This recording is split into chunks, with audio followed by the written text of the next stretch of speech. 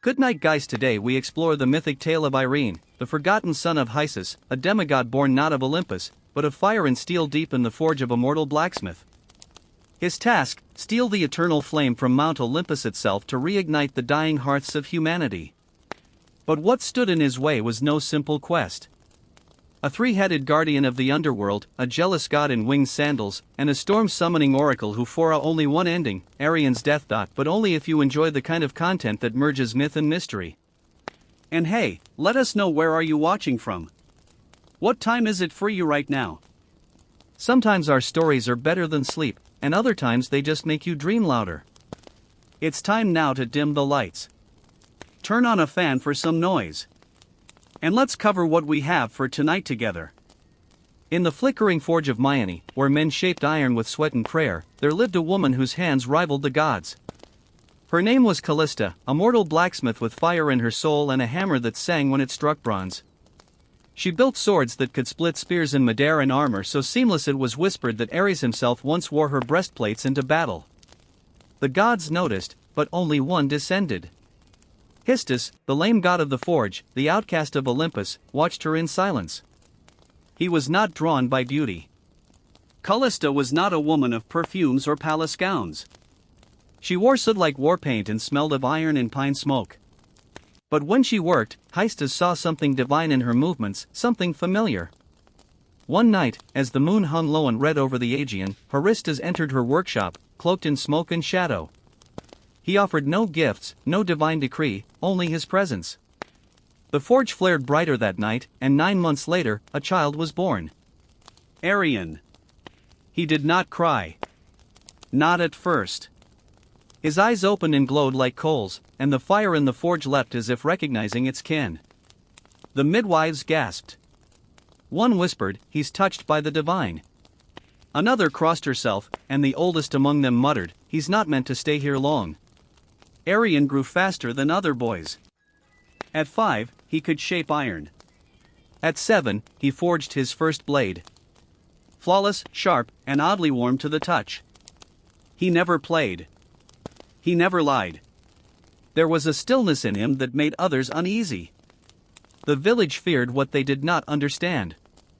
They called him cursed, the son of a god who had no throne. Children avoided him. Priests refused to bless him. But Callista, she loved him fiercely, teaching him not just to work with fire, but to respect it. "Flame obeys those who listen," she'd say, "not those who command." By the time he turned 16, Arian's forge burned day and night, shaping weapons for cities he'd never seen and kings he'd never meet. But even as metal flowed beneath his hands, something deeper stirred within him. He wasn't made to serve. He was made to change the world. Long ago, the eternal flame had been a gift stolen from the heavens, defied into existence by Prometheus himself. It was fire not just for warmth, but for thought, art, creation. It was what set man apart from beast. But that age of defiance had dimmed. Humanity no longer remembered the debt it owed the gods, and the gods, in turn, had turned their backs on mankind. It began slowly. Hearts that once glowed without fail began to flicker out. Forests grew colder. Storms stretched longer. Crops wilted in spring. And homes were filled with the breath of frost, even in high summer. Children shivered beside unlit chimneys. Old women murmured prayers into ashes that gave no heat. Priests spoke of punishment. Scholars blamed the stars. But across villages, towns, and empires, a different fear took root. Not that the world was ending, but that the gods had abandoned them. And they were right. High atop Mount Olympus, the gods had sealed away the last true flame. A spark kept alive only in the divine brazier, untouched by mortal hand for centuries. No god dared share it again. They feared man's rebellion, feared what Prometheus had begun. They told themselves, let them suffer. They must remember their place. But not all gods agreed. In hidden corners of the world, whispers stirred. Dryads spoke of a boy born of flame. Nymphs saw sparks dancing in a boy's eyes from Cyne. The winds carried a name, Arian. In the cold chambers of Delhi, the oracle dreamed of fire. walking on two legs, lighting cities with its footsteps. And in the depths of forgotten temples, dying candles sputtered back to life at the sound of a blacksmith's hammer striking anvil. Iran had no idea. He only knew the iron was growing harder to shape, that the flames in his forge required more breath, that the warmth that once came easily was slipping away. But the world had begun to watch. Gods, both old and silent, had turned their gaze to Myone. The divine brazier atop Olympus, though shielded in marble and guarded by fate, flickered for the first time in an age, responding not to a god, but to a boy born of fire and sorrow. And deep within him, something began to glow. Delhi was dying. Once the center of divine council, where kings and warriors climbed stone paths to seek Apollo's voice, now it stood quiet, its columns cracked and overgrown, its sacred springs reduced to mist, but one voice still lingered, buried deep within the mountain's breath. The oracle Irian arrived in silence. No one greeted him at the gates. The torches lining the temple had long since gone out. Ivy clung to broken altars like fingers, unwilling to let go of lost faith. Thunder growled in the clouds above, not of rain, but of something older, watching. He descended into the hollow chamber where generations before him had once wept and begged. There, seated atop a crumbling stone throne, was the oracle. She was draped in violet robes, skin pale like ash, eyes blind but blazing with storms. Before he could speak, she inhaled sharply like a flame being pulled back into a lantern. "Hyan," she hissed, though no name had been spoken. He said nothing. "You will climb the mountain. You will take the flame and you will die." Her voice cracked like a whip through the stillness. He didn't flinch. He had heard stories of oracles, their riddles wrapped in poetry and metaphor. But this wasn't a prophecy. It was a sentence. She rose slowly, limbs moving like smoke caught in wind. "The gods will oppose you. The world will demand your failure. The flame what you seek. It does not belong to mortals. It was stolen once, and the price was eternity in chains." Irian stepped forward, fists clenched. "So let me pay the price." A long silence followed. Then laughter, not cruel but tired. The sound of someone who had seen too many stories end the same way. "You already are," she whispered. The room grew dark. The thunder outside crescendoed. The air pulsed with something old, something primal. Then, just as suddenly, everything went still. The oracle slumped back into her seat. Her mouth opened, but only smoke escaped. Her prophecy was done. And though Arian left without another word, her vision followed him. In dreams, in flame, in every shadow cast by his forge. The gods had spoken. His path was set. But not even Olympus could predict what a dying world would do when handed back its fire. Before one could ascend Olympus, one had to earn the mountain's recognition. And Olympus never bowed to the untested. Legends whispered that the base of the mountain was not stone or snow, but soul. That beneath its foundation was a gate sealed by silence and guarded by the oldest fear in creation, Cerberus, the hound of Hades. No one could pass that gate without first touching death. Arian did not question it. He had studied myths the way blacksmiths study heat, closely, wearily. He knew what waited beneath the roots of Olympus. But to reach the eternal flame, he would have to descend, not metaphorically, but into the very underworld itself. So he prepared not with armor, but with craft. He spent 3 days and 3 nights forging a collar, not for battle, but for submission. It was made of obsidian, iron, and the final ember from his mother's forge. Into it he carved 3 names, one for each of Kberis' heads. He whispered them aloud as he worked. Memory, loyalty, grief. On the 4th day, he stood before the shadowed mouth of a cave said to lead downward forever. The wind here was cold, but it did not sting the skin. It scraped the soul, and the air smelled not of rot, but of forgotten prayers. He entered deeper and deeper. He walked past bones that glowed faintly in the dark, past torches that lit themselves without flame until he heard it. The breathing, slow, massive, layered, like 3 storms dreaming in unison, Kberis. He stepped into the clearing and found the beast sleeping on a bed of ash and bone, each head twitching in a different rhythm. Its fur was blacker than absence. Its eyes were closed, but its ears twitched. Arion did not draw a weapon. He approached, knelt, and held out the collar. Then, softly, he began to hum. It was the song his mother had sung to him as a child. The one she sang when night made the world feel too big, too cruel. The middle head stirred. The left opened one amber eye. The right snarled, then stopped. They listened, and in that silence, Arion slipped the collar on. Kbaris exhaled, and the door behind him opened, not with rage, but with respect.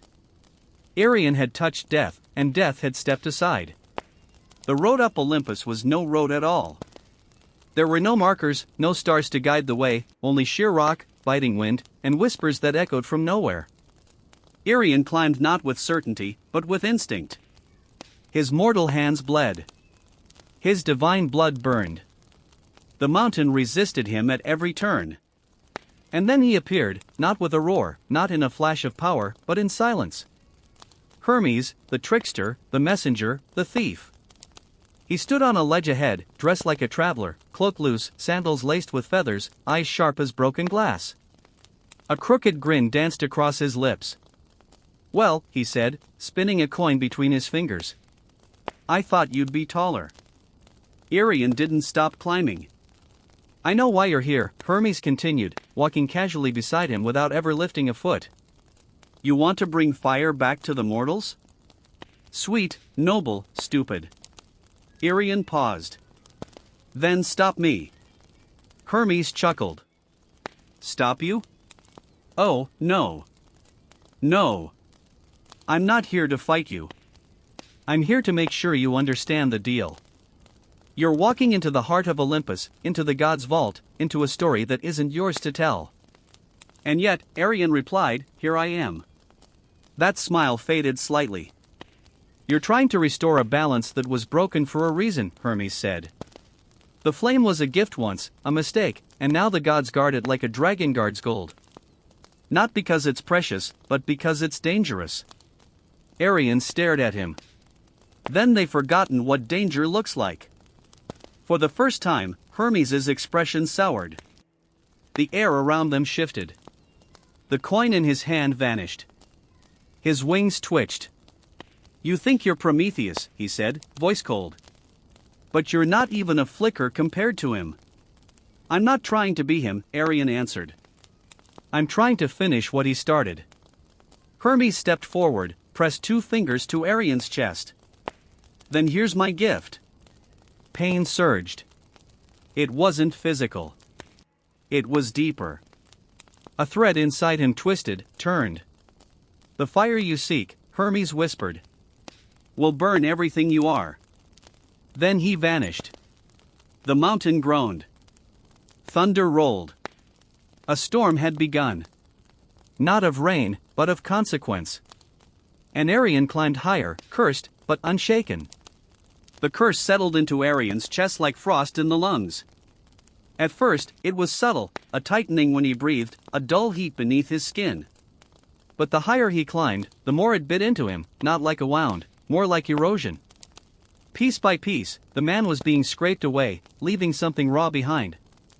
Mount Olympus was no longer just a mountain. It was alive. Its cliffs shifted beneath his feet.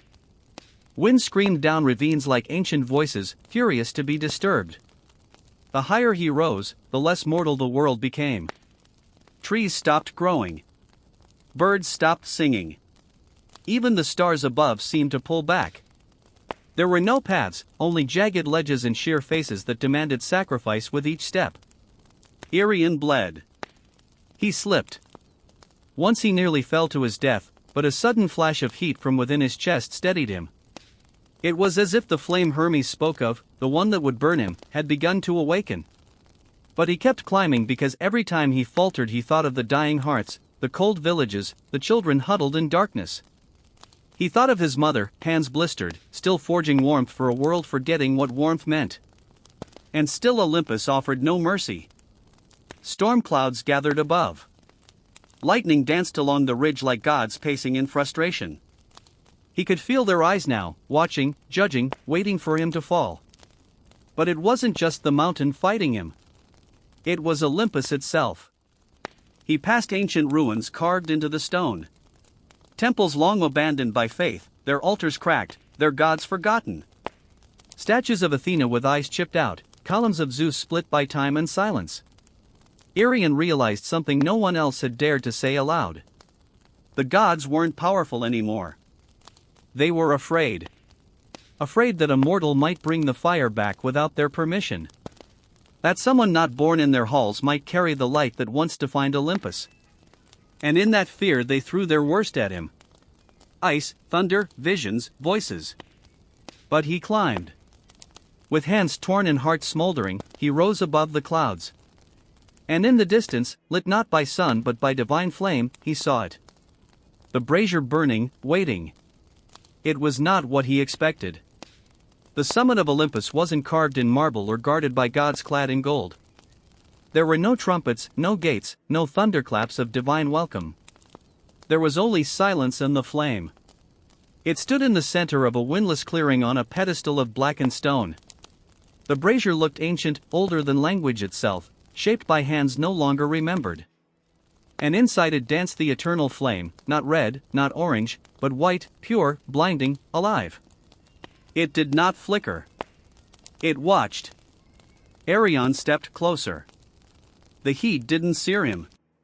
It entered him as if recognizing something long lost. His breath caught, his skin prickled. That ember Hermes had cursed into his heart now pulsed like a second heartbeat, calling to the flame like a lost sibling. He reached out. In that moment, time faltered. He saw cities built from firelight. He saw his mother's forge blazing in the dead of winter. He saw civilizations rising and falling, each one built around fire, and each one forgetting why it burned. He also saw the punishment.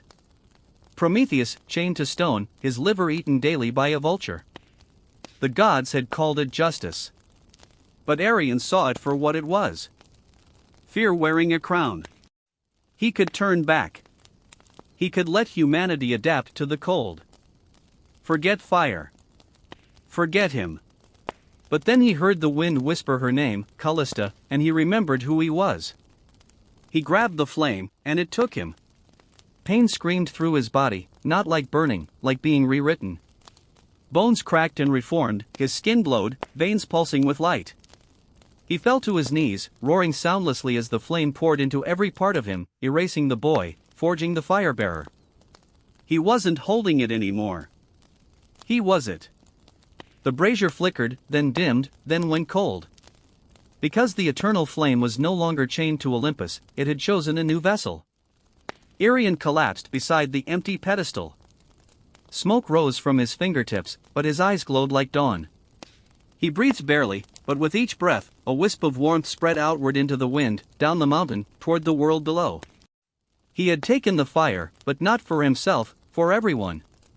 Arion did not walk down Olympus. He carried it with him. The moment the flame entered him, the mountain stopped resisting. Winds fell silent, the sky cleared. Even the stone beneath his feet seemed to shift and guide him, not with reverence, but with recognition. He was no longer a trespasser. He was a torch. His body smoldered with divine heat. Not the kind that scorched, but the kind that stirred life. Wherever his foot touched earth, frost melted. With every breath, the cursed wind softened. The air smelled not of smoke, but of renewal, of rebirth. But he was not whole. His limbs trembled beneath the weight of what he carried. The eternal flame was not just fire. It was memory. He could feel every spark it had ever ignited. The first campfire in a prehistoric cave, the torch that lit Athens, the forge that built Troy, and he felt the cost of all of it. He saw the cities burned in its name, the temples razed, the wars fought with stolen fire and ambition. The gift of the gods had never been innocent. But this time he would not give it as a weapon. He descended through cloud and silence, past broken statues of gods who had once been worshipped, now crumbling in divine decay. He passed the cave where Cerberus had once guarded the gate, but the beast was gone. As if even death had stepped aside for what Arion had become, he reached the world below. And there, in a frozen village where hearths had long turned to ash, people gathered around him, not in fear, but in awe. He did not speak. He simply held out his hand, and a flame danced from his fingertips into the nearest hearth. It roared to life, then another, and another. A chorus of warmth spread from home to home, city to city, across lands that had forgotten what it felt like to gather around a fire without praying first. Irian burned. His hair shimmered like molten gold. His skin cracked like cooled obsidian. He was dying, but not fading. He was becoming something else. He had not stolen the flame. He had become it. And everywhere it burned, the world whispered his name. Not in worship, but in gratitude. No tomb was ever built for Irian. No statue was carved. No songs were sung in temples. There was no procession, no mourning, no final battle to mark his passing. And yet, he never disappeared. After the fires returned, strange things began to happen across the land.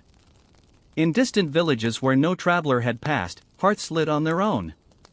Entire forests, once frozen solid, blossomed overnight. Blacksmiths claimed their forges heated faster. Children, huddled in the cold, told their parents they saw a man of light standing beside the flame before it rose. No one could prove anything. But they all told the same story. He walked until there was nothing left of him to walk with. His body had long since cracked and burned, not from weakness, but from transformation. What remained of Irian, bone, blood, voice, had become spark, smoke, heat, and he gave it all away. His mother's forge was the last place touched, old, abandoned, its fires cold for decades, until one night a traveler passing through claimed he saw a boy hammering something glowing white at the anvil. When he looked again, the forge was empty, but the flame danced high and hot, just like it used to. They say the gods felt it. That Olympus, sensing it had been stripped of its power, trembled in its silence. But the gods did not strike back. They did not rage. Because even they understood, Arion had not challenged them with war or pride. He had reminded them of purpose. And so the eternal flame, once hoarded by immortals, now flickered in every village, every city, every lonely mountain hut. It lived in the warmth of soup shared by strangers, in candles placed by grieving hands, in torches lifted by rebels seeking light in the darkest places. And always, always, they whispered the same name. Arian. Some say when your fire dims for no reason, it's him passing through. Others say if you listen closely to the crackle of the flame, you'll hear the rhythm of a hammer striking an anvil. Steady, patient, eternal. Because Arian never died. He became warmth itself. Not a god, not a hero, just a boy who gave up everything to help the world remember how to glow again. In the land of Sparta, where boys were taught to fight before they could speak, and honor was carved in bone, women were no less fierce. Among them was one whose name echoed through the marble halls like the clash of steel. Leonthi, daughter of Commander Adrastos. She was born during a blood-red eclipse as omens howled over the city. Midwives whispered that she came from Ari himself. By age 12, she had bested her brothers in the wrestling ring. By 16, she had led a hunting party into the Tethys Mountains and returned with 3 wild boars tied behind her chariot. Leonthi was not just respected. She was feared. She walked through the Spartan agora with a straight spine and quiet steps. Men lowered their eyes. Women watched her with a strange mix of envy and awe. She rarely spoke unless spoken to, and her words were chosen like arrows, never wasted. But there was something in her that few noticed. When she removed her armor at night, when the torches dimmed and the world outside fell away, Leonthi would stare at the stars, not with a warrior's challenge, but with wonder. There was a softness buried in her, one that battle could not scorch. A yearning, not for marriage, not for conquest, but for something else, something the Spartan code had no name for. Peace, magic, mystery. She never said. What she knew was this. Every full moon when the city slowed and the warriors slept, her body pulled her toward the cliffs above the river Eurytus. She would leave behind her spear, her cuirass, her reputation, and become just a woman wandering beneath the stars alone. The world, she thought, must be bigger than Sparta, bigger than swords and pride. She felt it in her blood, like music she couldn't hear, but knew was playing somewhere. And then one night, beneath a sky so silver it looked scraped from the edge of a blade, she saw it gliding across a still pool in a hidden grove. A swan, unmoving, watching her, moonlight rippling on its back, beautiful in a way no warong had ever been. And from that moment on, Leonthi's life began to shift away from blood and battle towards something softer, stranger, and far more dangerous. The grove was hidden, untouched by the usual grit of Spartan boots. Nestled between two cliffs, it whispered of something older than Sparta, older even than Olympus. The trees curved in crescent arches, their branches low and silvered by moonlight. A shallow lake lay at the center, still as glass, and on it the swan. Its feathers shimmered like woven starlight, neither white nor gray, but something in between. It floated with the silence of smoke, cutting across the water with no ripple. Its long neck arched gracefully as if sculpted by divine hands, and its eyes, its eyes, held no animal wildness, no fear, only awareness. Leonthi froze at the treant. Her training screamed caution. Nothing in nature moved like this. No creature stood so boldly before a human. But the swan did not flee. It watched her calmly, expectantly. She stepped forward. It tilted its head. Another step, closer. The lake did not stir. She stood at the edge of the water, heartbeat steady but alert, hand resting lightly on the dagger strapped to her thigh. The swan moved again, slowly, deliberately, toward her. When it reached the edge of the shallows, it stopped and bowed its head slightly. Leonthi knelt. She had seen thousands of things in her life. War camps burning, bloodied warriors screaming at the heavens, newborn calves gasping for their first breath. But never had she seen something so quiet, so still. So enchanted. She reached out. The swan did not resist. Her fingertips brushed its feathers. Warm, unnaturally warm, as though its body burned with sunlight instead of blood. A feeling stirred in her chest. Not fear, not fascination, something older, something she didn't know she'd been missing until that very moment. Connection. The swan blinked once and turned away, gliding back into the center of the lake. Leonth remained kneeling, watching it, unsure what had just begun, but certain it was no accident. The next full moon she returned. So did the swan. And again the next month and the next. No words, no promises, just presence. A ritual born of silence and gravity. By the time autumn settled on the hills, Leonthi no longer questioned why. She just knew the swan would be waiting, and her world would never be the same. Seasons turned. Leaves reined, fell, and grew again.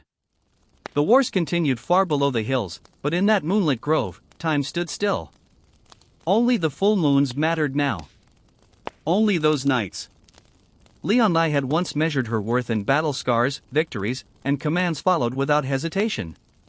But now, something softer guided her, something far older than Spartan law. Each month she returned to the grove with offerings, fresh figs, soft linens, carved trinkets from olive wood. The swan never ate, never acknowledged the gifts. Yet Leonthi continued, drawn by an instinct she couldn't explain. The swan was always waiting. It met her at the edge of the water, dipped its head gently, then glided by her side. Sometimes it circled her.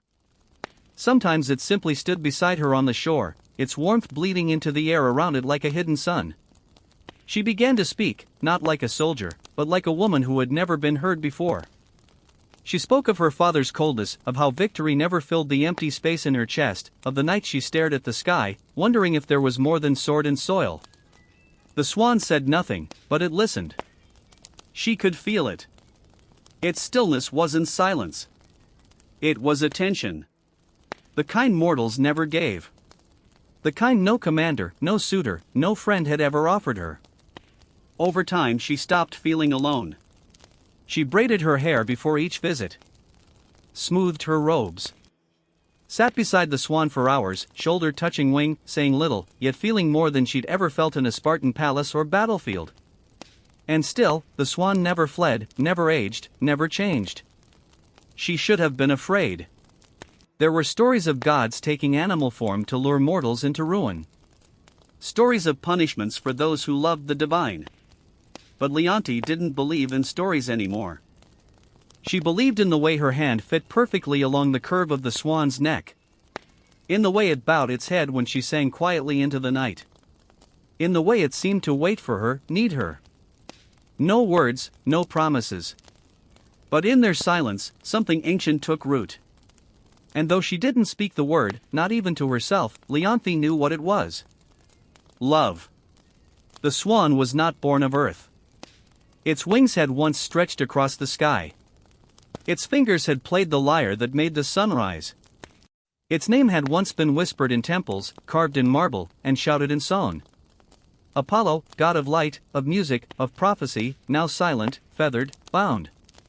Long before Leonthe was born, Apollo had committed a sin in the eyes of Olympus. He had defied Zeus, not with blade or rebellion, but with truth. He had spoken against his father's punishments, against the cruelty passed down from throne to world, against the silence demanded by power. For this, Zeus did not kill him. He unmade him. A spell cast in fury, more cursed than justice. Apollo was stripped of his form, his voice, his divinity forced into the body of a swan.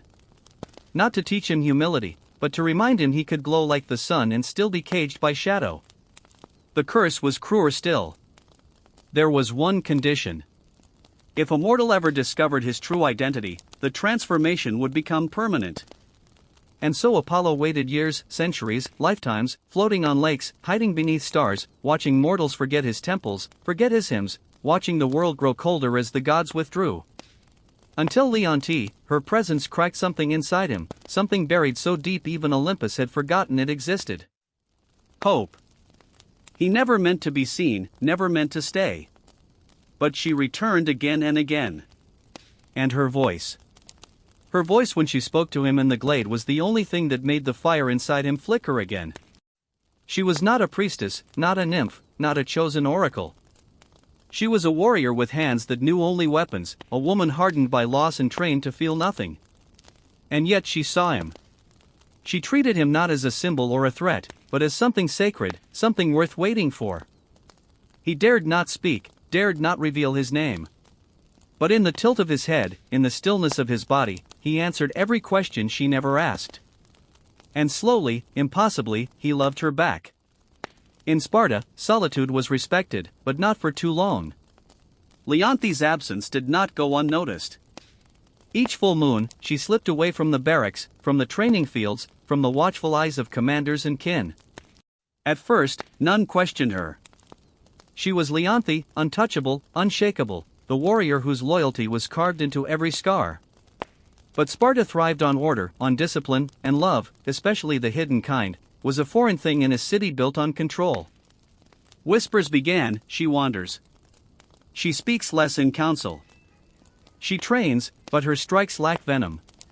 It was true. Leonthea had changed. Her movements were still sharp, but no longer cruel. Her voice no longer cut and something in her eyes softened. Some nights she smiled to herself as if holding a secret the gods themselves couldn't steal. Her father noticed first. Commander Adrastos, a man whose face bore no softness, whose daughters were meant to lead men, not follow feelings.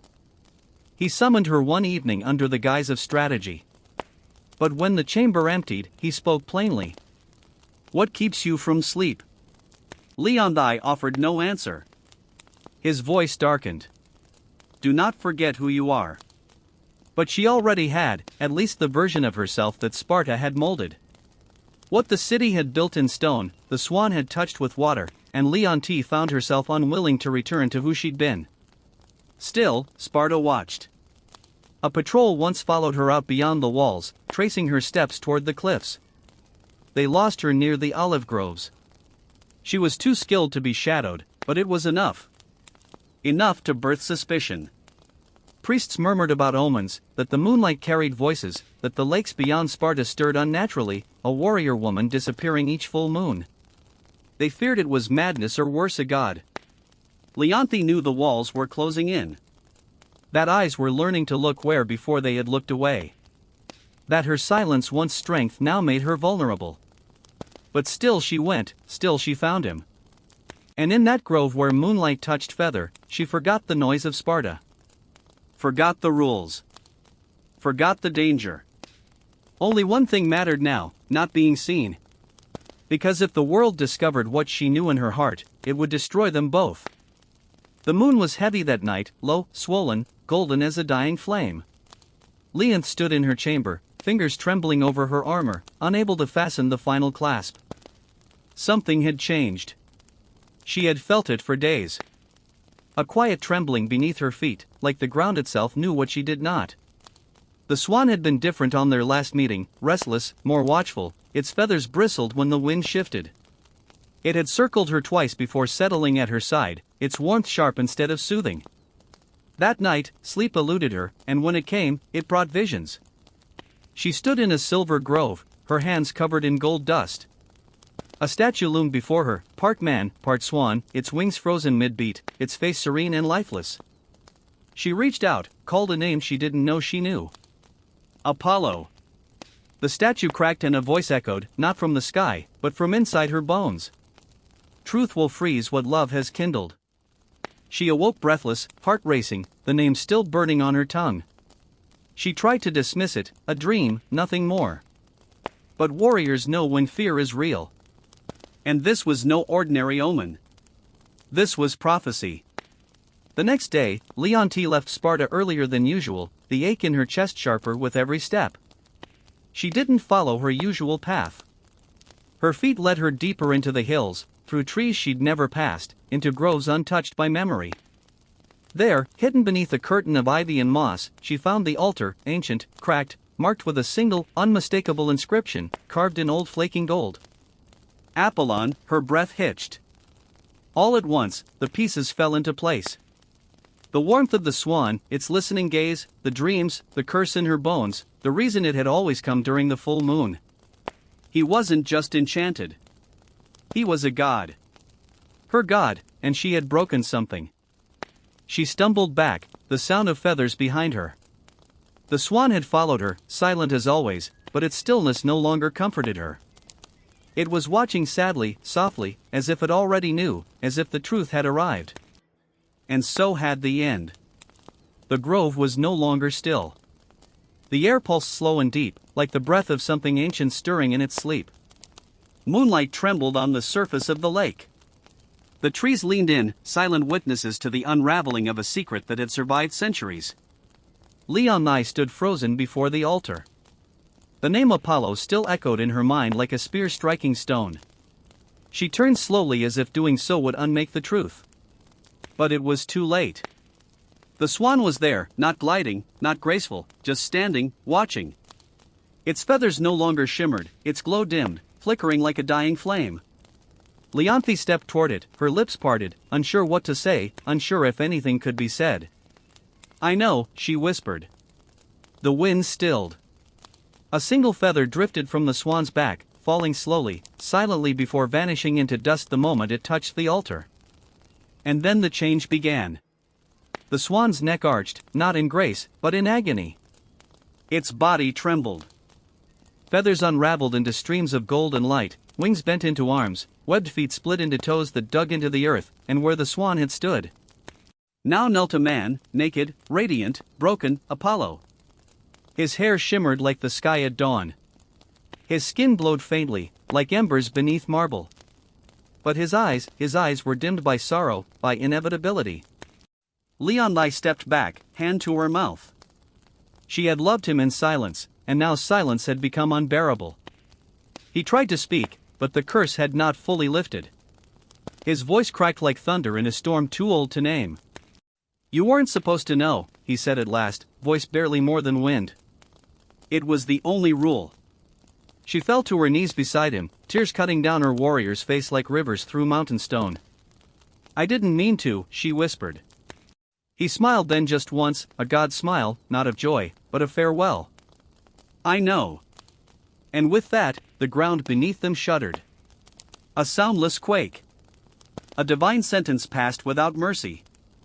His glow faded, his skin hardened, his limbs stiffened mid-reach. Apollo was turning to stone. And Leonti could only watch as love became legend. The moment the name was spoken, the curse began its final work. Apollo's body, once fluid with divinity, now stiffened inch by inch. The light beneath his skin dulled like cooling metal. His golden hair lost its luster, hardening into marble threads as the final phase of Zeus's punishment took hold. There would be no forgiveness, no reprieve. Leonai grasped his hands, still warm, still trembling, but she could feel it, the stone creeping like frost over flesh. His fingers curled around hers one last time before they stopped moving altogether. She shook her head. No, no, this can't be how it ends. But the curse didn't listen. It had waited centuries in silence, patient and cruel. Apollo's chest rose once more and then didn't. His wings half-formed behind his shoulders froze mid-fold. His knees bent in grief, locked in place. His face, still beautiful, still kind, was caught between love and pain. His eyes open but unseeing. And then silence. A quiet deeper than any battlefield, deeper than the moments before the charge. This was not the silence of peace, but of loss, of something sacred shattered. Leonthi knelt there, forehead pressed to his now cold hand. A hand that once cradled stars, now nothing more than stone. Her tears slid down the side of his marble fingers and fell to the earth, one after another, slow and steady as a funeral march. The grove dimmed. Even the moon, so often bright and watchful, seemed to draw back behind a veil of cloud. No lightning came. No god appeared because the punishment was done. Zeus had spoken. The swan had flown for the last time. And Apollo, god of light, was now a statue of silence, forever frozen in the moment of his final truth. Leonthi stayed long after the transformation finished, arms wrapped around what remained. She did not scream. She did not curse the heavens. There were no Spartans to hear her cries, no warriors to bear witness, only the wind, only the trees, and the stone figure of a god who had once loved her, not with thunder and fire, but with stillness. And now with silence, Lethe never returned to Sparta. She left her armor where it lay beside the altar, removed her sword, let her war-bound name drift away like smoke over the lake. The woman who had once stood tall among kings now knelt in silence beside a statue that would never move again. The grove became her world. Each full moon she returned, never missing a single one. She brought no offerings, no incense, no prayers, just herself and a memory. She would sit beside the statue of Apollo, fingers brushing the cold stone hand she once held in flesh. Sometimes she spoke. Sometimes she hummed a song he'd never heard, but somehow felt like it belonged to both of them. Other times she simply watched the water and said nothing. The villagers began to whisper. They said a woman haunted the hills, that she wandered under moonlight with eyes like distant stars. Some said she had gone mad. Others said she had been chosen. But no one dared disturb her. Years passed. Winters came and went. Empires shifted. Gods fell silent. But Leonthi remained. She grew older, but never frail. Her strength endured, less like a soldier, more like the roots of an olive tree clinging to the same patch of earth year after year, storm after storm. And still the statue stood. Apollo mid-kneel, wings half-formed behind him, gaze fixed on the space where Leonthi always sat, a moment frozen in marble, untouched by time. Some travelers claimed the stone was warm to the touch, that if you placed your hand against his chest, you could feel something faint, like a heartbeat from a dream. And then, one final full moon, Leonthi came. She sat beside him longer than usual, laid her head gently on his shoulder, and never moved again. When the villagers came weeks later, they found her there, peaceful, eyes closed, lips curled faintly in a smile. Beside her, Apollo's statue shimmered faintly as if lit from within. No one touched it. They built no shrine, no temple. But the legend grew, and now when the moon is full and the wind is still, some say the swan returns to the lake. Not to be seen, but to remember. Melanion was not born under a palace roof or amidst temple incense. He came into the world beneath a willow tree during a storm that split the sky in two. His mother, a midwife's daughter, swaddled him in a linen wrap as thunder rolled over the hills. Birds scattered, the rain danced, and the child did not cry. He hummed from the moment he could walk. Music followed him. Streams whispered melodies when he knelt to drink. Leaves trembled in harmony as he passed. He didn't need instruction. Sound belonged to him. By 10, he could mimic any bird call and weave it into song. By 16, he played the lyre with such grace that even hardened warriors paused to listen. He sang of rivers, of lost brothers, of fields before war, songs that filled men's eyes with tears they didn't know they had. People called him a gift, a miracle, a child of divine breath. He never claimed it. Melanian traveled from village to village, sharing his music without coin or pride. His voice calmed fevers. His chords softened hardened hearts. He once played for a dying child who, upon hearing his lullaby, smiled and drifted into death as if it were a dream. But not all ears that listened were mortal. One spring evening, as he sat beside a glimmering river and strummed a tune about starlight, the very air around him changed. The wind slowed, the water stilled, even the frogs silenced their song. And then they arrived, the Muses. 9 of them, stepping lightly from behind the veil of the world, cloaked in light and sound, each carried her own essence. History, tragedy, dance, epic poetry, and more. Their eyes were not kind, not cruel, just knowing. They listened, and then to Melanian's astonishment, they sang back. 9 voices in perfect harmony, older than language.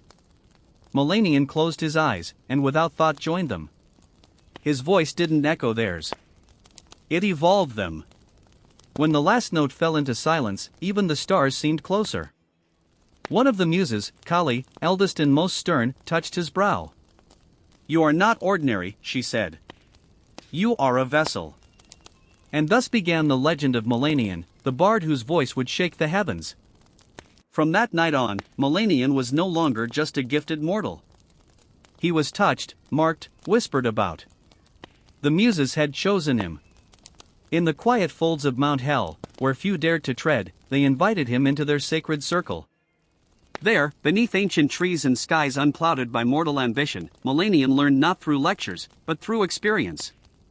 Kali, muse of epic, taught him how to bend a story into sound. Clio whispered the histories of nations into his ears as he slept. Terpsira danced barefoot through leaves while he played beside her, his fingers learning the rhythm of wind and body. Ute laid her flute across his palm and said only, "Listen." And he did. He absorbed not just melodies, but truths. The kind that lives between words. The kind that mortals rarely noticed but felt. In the hush before a storm, in the ache of longing, in the gasp of a child at first snowfall, the Muses gave him not power but perspective. And they asked for only one thing in return. Sing for them. Them meaning mortals. The lost, the weary, the proud and broken. Those who needed to remember that beauty still existed even in suffering. That song could be both balm and blade. At first, Melanian obeyed. He performed in city forums and quiet fields, played before kings and beggars alike. His songs stitched broken hearts, stirred revolutions, mended fathers to daughters, and enemies to uneasy peace. But as his gift grew, so did something else. Ambition. He began chasing sounds the Muses hadn't taught, notes no god had touched. In the stillest parts of the night, he would write alone, drafting fragments of something beyond language. A song that could bend time, still the wind, and bring tears to stone. A final song. He told no one, not even the Muses, because some part of him no longer wanted to share the divine. He wanted to surpass it. And the Muses, ever watchful, saw the change, not in his fingers, but in his eyes, the way he looked beyond them, as if destiny owed him more than admiration. And in the distance, faith stirred slightly. Because no mortal walks beside the divine forever without cost, Melanian withdrew from the world. He left behind the applause, the requests, the gifts from kings, and the adoration of cities. He stopped performing in public, stopped teaching students, even stopped speaking to the Muses. Some claimed he had fallen ill. Others said he had died. But in truth, he had gone to the shadowed slopes of Mount Helicon, deeper than any mortal had ever gone, where only echoes of the old gods stirred. There, in a cave lined with crystals that sang when touched by light, he began composing the final song. It came to him in pieces. Sometimes in sleep, sometimes in thunder. Sometimes in silence so deep it frightened him. He didn't write it. He found it like a secret hidden between the folds of reality. The melody refused to stay still. It changed when he breathed, twisted with his heartbeat. It was not a song for performance. It was truth in sound. He heard the birth of stars in its opening note. He felt the deaths of empires in its fall. It was not sad. It was not joyful. It simply was. He labored for months, maybe years. Time bent strangely inside the cave. He ate little, slept only when the music allowed it. He would weep one moment, laugh the next, as though the song played through his soul instead of his hands. And when it was finished, the world changed. Birds stopped mid-flight. Trees leaned toward the windless mountain. Streams went quiet. The sky itself held its breath. And far above, in the marble chambers of Olympus, the gods turned their heads. Even the Fates, who never looked away from their weaving, paused. Cloth whispered, a thread trembles. Lysis frowned. And Atropos, whose shears never hesitated, set them down. They listened. The song did not demand worship. It did not beg to be loved. It simply revealed everything. When the final note faded, even the cave refused to echo it. As if the world knew to repeat it would be a crime. The gods waited. The muses waited. They expected Milanion to return to offer this wonder to the world, but he didn't. He hid it. And in doing so, he set a different music in motion, one of silence and consequences. When Milanion emerged from the cave, the world felt smaller. The skies, once so vast, seemed pale beside the echoes of the song still humming in his bones. People rushed to greet him. Musicians, poets, even priests. They begged to hear what he had written, to feel whatever power had moved the heavens. But Milanion said nothing. They asked again. He smiled faintly. Not yet. Only the muses saw the shift. They came to him one dusk, stepping from starlight like breath from a lyre. Their robes glowed with inspiration, but their eyes held warning. You were chosen to carry beauty, said Erato, soft and sorrowful. But beauty is not meant to be buried, added Cleo. You must sing it, whispered Calliope. Milanion bowed his head. I will not see it cheapened. They flinched as if he'd struck them. You think mortals unworthy? Terpsy asked, voice trembling. You think you alone are its guardian? He met their eyes, not with rage, but with something colder. Possession. Yes. Silence felt like winter between them. Then you are no longer ours, said Calliope. Not because you created something beyond us, but because you hoard it. He said nothing, and they vanished. Still, the gods waited. Even Zeus, who rarely concerned himself with mortal affairs, paused his thunder to listen. Even Hades tilted his head in the depths. They waited for a single note, a whisper, a fragment. Nothing came. Milanion kept the song locked inside himself. Not written, not recorded, not shared. He called it sacred, but sacred things, when sealed too long, begin to sour. He performed other pieces. They were still beautiful. Audiences wept. Crowds cheered. But he knew, and so did the divine. Something was missing. And worse, something had been stolen. The song that could stir the fates, bend time, and touch the gods themselves, was buried beneath his pride. He told himself he protected it. But the muses, watching from afar, saw the truth. He had chained the divine to his ego. And the gods who endure madness, war, and worship without blinking do not abide theft. And so one night the wind turned still. The stars went quiet, and a curse began to bloom. Not with fire, but with memory. The curse came softly. No thunder, no divine wrath from Olympus, just a dream. Milanion lay beneath an open sky, cradled in the same silence he had once treasured. Sleep pulled him gently into darkness. And there, waiting, was the song, the final song. It returned, clearer, richer, impossibly perfect. He heard notes he'd never written, harmonies he hadn't yet imagined. It lifted him through stars, bore him into oceans, unspooled the very fabric of meaning.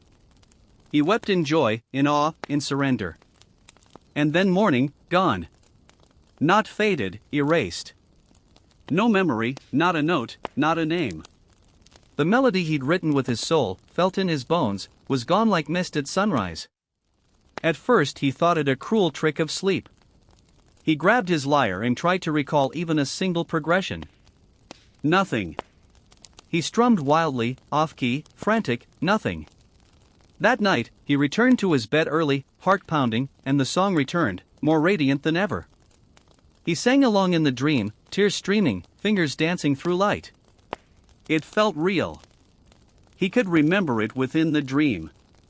But once again, with dawn's first breath gone, Melanian began keeping candles lit through the night, scribbling notes in the dark. He begged his mind to retain a phrase, a rhythm, a single image. But no matter what he tried, it vanished again and again and again.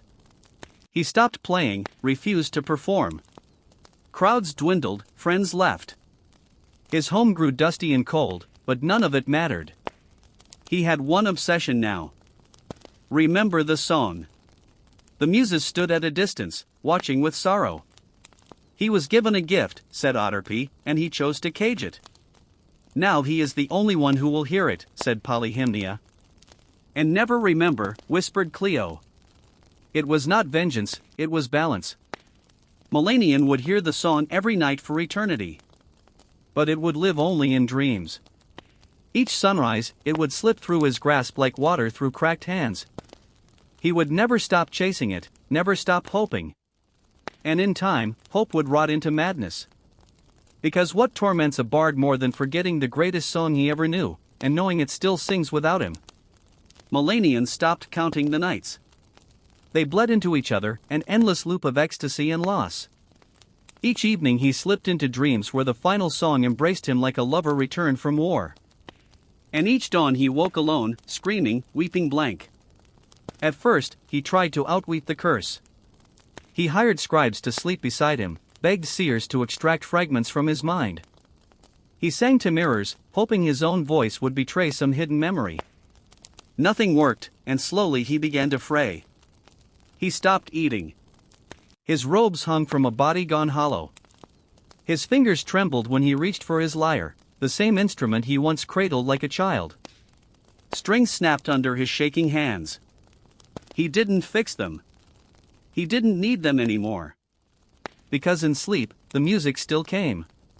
It became his only purpose, the only place he felt whole.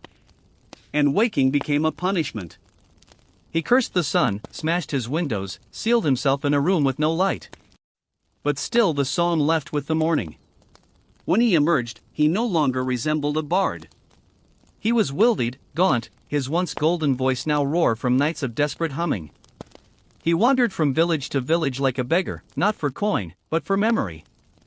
Have you heard it? He'd asked strangers. The song with no beginning and no end. Have you heard it in your sleep? People pied him at first, then feared him. Some threw stones, others fled. He began to sing fragments in the streets, random, frantic bursts of melody. They made no sense to others, but to him they were clues, keys, pieces of a shattered mirror he could almost reassemble, but every time it slipped through his fingers. He laughed when he failed, then cried, then laughed again. And every night the song came back, shimmering, whole, just out of reach. The muses watched, not with anger, with mourning. He had once been their finest vessel. Now he was a cracked jar, overflowing only when no one could hear. And in that descent, the song he'd hoarded became the thing that unraveled him. Not with fire, not with wrath, but with silence. Melanian no longer lived in the world. His body walked through it. Yes, but his mind was elsewhere, caught between dreams and daylight, past and present. A song only he could hear, and only when it was too late to hold. He wandered barefoot through cities that once hosted him like royalty. Children who once sat at his feet now ran from his shadow. His name once sung in praise became a warning. Don't end up like Melanian. He slept where he could, under trees, in empty chapels, sometimes in the doorways of inns whose keepers once begged for his presence. He no longer asked for food, only a place to rest, only the dream. The curse never failed. Each night he fell asleep with trembling hope. And the final song returned. Whole, alive, a perfect ghost. And each morning he woke to forgetting. The cruelty wasn't in the silence. It was in the memory of sound. He remembered that he had heard something transcendent, that it had meant everything. But he could no longer remember why. He began speaking to shadows, to trees, to the stars. Sometimes he would sing to strangers and demand they sing back, convinced the melody was hiding in someone else's throat. Once he believed a child had hummed it in passing. He followed the family across 2 villages before collapsing in the dust, begging the boy to sing again. But the sound had been something else, something ordinary. He wept for hours, and still each night the song returned, taunting, embracing, divine.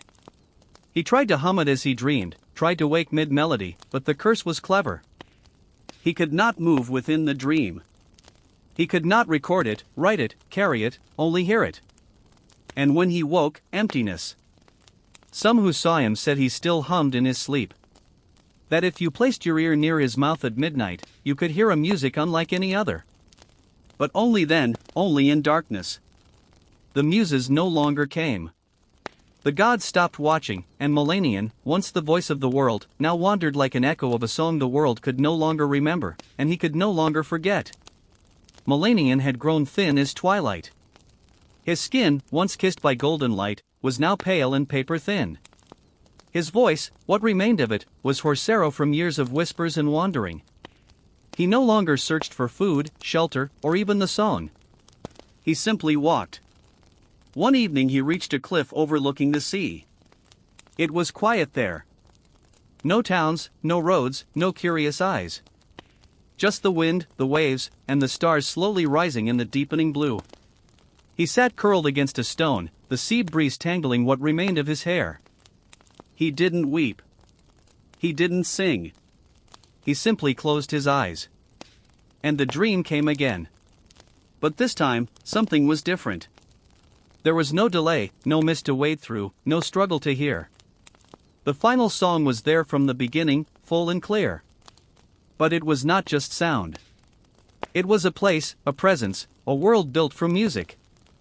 Milanian stood within it, barefoot on chords that bent like grass, stars pulsing above in rhythm.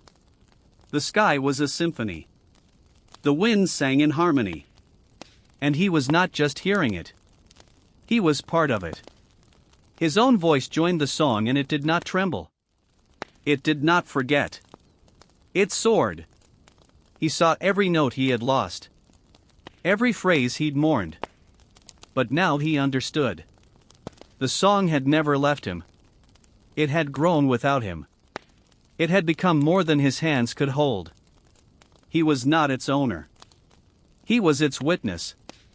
And in that final dream, there was no sorrow, no shame, no punishment, only release. When the sun rose, Milanian did not stir. The wind lifted softly around his body as if carrying away a final breath. A shepherd passing the cliffs found him later, peaceful, hands resting on his chest, as if cradling an invisible lyre. There was no scroll, no recording. But above him, high in the coastal sky, seabirds flew in strange formations, almost like they danced to something only they could hear. And the sea for a moment sang, not in words, not in melody, but in something older than either, something he had finally become. Milanian was buried beneath a lone olive tree near the cliff where he last slept. No priest performed the rites. No crowds gathered. Just the shepherd who found him and a few villagers who remembered the stories. Faint echoes of the bard who once made the gods pause mid-breath. There was no monument, only silence. But silence has a way of amplifying truth. In the years that followed, strange things were whispered across the land. Travelers claimed that if you passed that cliff under a new moon, you might hear a melody in the wind. Brief, fleeting, heartbreakingly beautiful. Not a full song, just a note, just enough to make you stop. Children began dreaming of music they'd never heard. Musicians would wake in the night with tears on their cheeks and no memory of why. And sometimes when a bard sat alone at dusk with no audience, a sudden chord would form beneath their fingers. Something not theirs, something perfect. They never remembered it by morning. The musers said nothing. They did not curse another bard. They did not reclaim the song because they understood what Milanian had become. Not a warning, not a hero, but a vessel turned legend. A soul whose punishment was born not of cruelty but of refusal, and whose redemption came not through sharing but surrender. The final song was never written down. It was never performed in amphitheaters or temples. It does not exist in scroll or scripture. But it lives in the quiet moments between sleep and waking. In the hush before a performer strums their first chord. In the way the sea sounds different when you're grieving. Millennian song became part of the world itself, not to be remembered, but to be felt. A whisper in the bones, a melody without words. And those who feel it even for a moment, never forget the silence that follows. They say if you stand alone on the right cliff on the right night with no one watching and the wind is kind, you might hear a sound that doesn't belong to this world. Just a fragment, just a breath. And maybe if you listen closely enough, you'll finally understand why Millennium never let it go.